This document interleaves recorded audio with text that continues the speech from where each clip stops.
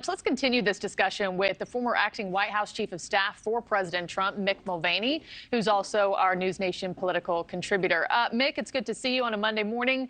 As you and I both know, President Trump is extremely methodical in all he chooses to partake in, especially when it comes to the GOP debate stage this year. He's set to deliver those remarks to the striking workers at the same time as the California debate. Is that, and we watched him sit down with Tucker Carlson instead, when it was Milwaukee's turn a few weeks ago. Is this the right move for him?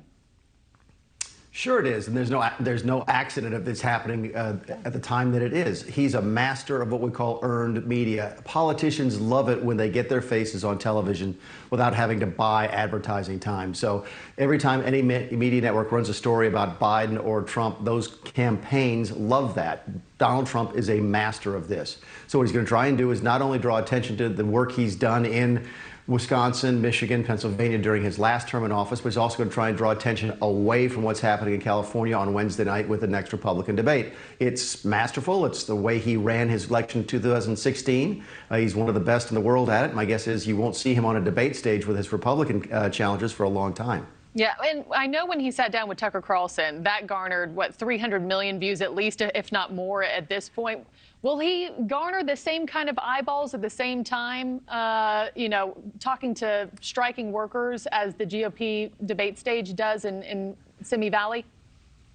Yeah, probably not, because the network that would be covering him every single moment in Michigan is the one that's running the debates. So True. Probably not as many eyeballs. But keep in mind, it's not the number in this particular circumstance. It's the actual where those eyeballs are. The strike is playing heavily in Michigan, heavily in Ohio, heavily in Wisconsin, heavily in Pennsylvania.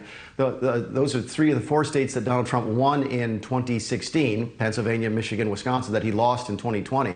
So it's a very smart move. It's not going to be as big a media event as the previous interview was, but it might be an important one for him in terms of the geography. Okay, yeah, totally makes sense. As you know, Republicans traditionally have backed companies in these union disputes, but Senator Tim Scott recently ripped the UAW's demand for 4-day work weeks, along with the extra pay that they're also asking for. And the UAW president himself, Shawn Fain, slammed President Trump, saying they need to stop electing billionaires and millionaires to fix the working class problems. Is this really the right cause for President Trump to get behind it? And what does that mean for the GOP?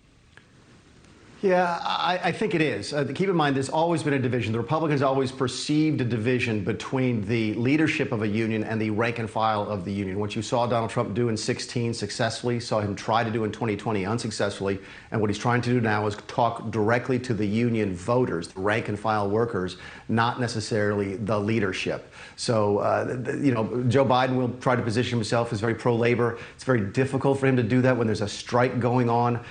Picking sides in these things, Marky, is always difficult from a political standpoint, but there's a lot more people who are working who vote than who are sitting in the C-suites who vote. So it wouldn't surprise me that the politicians are taking the side more of the workers than they are of the corporations. Yeah. And last question to you, Mick. Speaking of taking sides, President Biden is set to picket with these UAW workers just a day before President Trump's Michigan speech.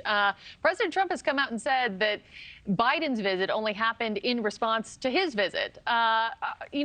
Who's winning this battle here?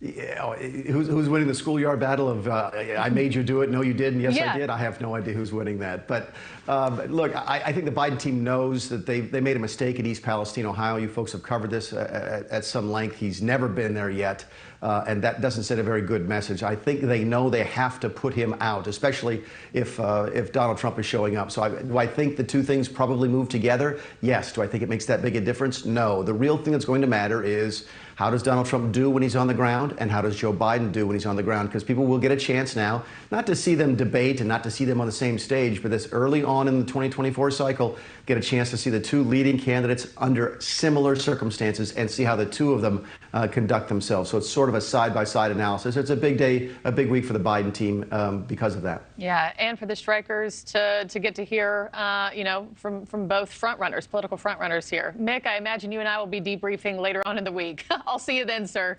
Thank you for watching. Go to newsnationnow.com to find NewsNation on your television provider. And don't forget to click the red subscribe button below to get more of NewsNation's fact-driven, unbiased coverage.